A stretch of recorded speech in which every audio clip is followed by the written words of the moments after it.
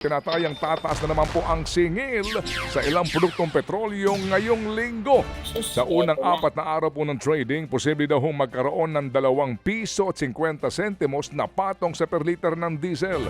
Maaari itong tumaas ng piso at 80 sentimos naman po per liter sa kerosene. Habang baka daw magkaroon ng rollback na 80 sentimos sa per liter po ng gasolina.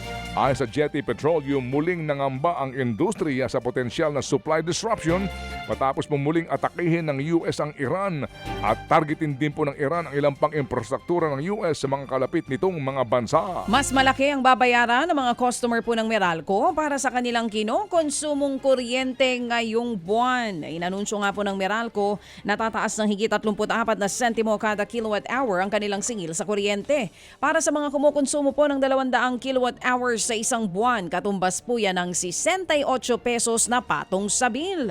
Paliwanag po ng Meralco dahil ito sa mas mataas na generation charge dahil nga sa mas mahal na petrolyo. Nakaapekto rin daw ang isang buwang maintenance shutdown sa Malampaya dahil napilitan ng 2 planta na gumamit ng mas mahal na liquefied natural gas. Pansamantala ho namang babaguhin ang daloy po ng traffic sa Terminal 3 ng NAIA para po sa gagawing upgrade sa pasilidad.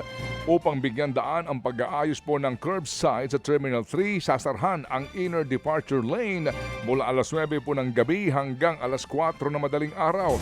Ito'y epektibo July 15 hanggang August 14. Sa mga oras na iyan, gagamitin daw po ang natitirang lane para po sa passenger drop-off. Kung bumigat po ang traffic, pwede daw hong ibaba ang mga pasahero sa Arrival Bay 1 at 8.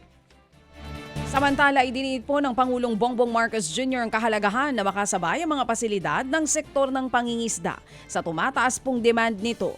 Yan ay matapos bisitahin ng Pangulong Marcos Jr. ang Navotas Fishport Complex nitong Sabado para nga inspeksyonin ang rehabilitasyon ng naturang fishport. Binigyang diin ni Marcos Jr. ang kahalagahan ng modernisasyon sa lahat po ng pantalan sa bansa at para matiyak ang episyenteng operasyon at mapaganda rin ang kabuhayan ng mga mangingisda.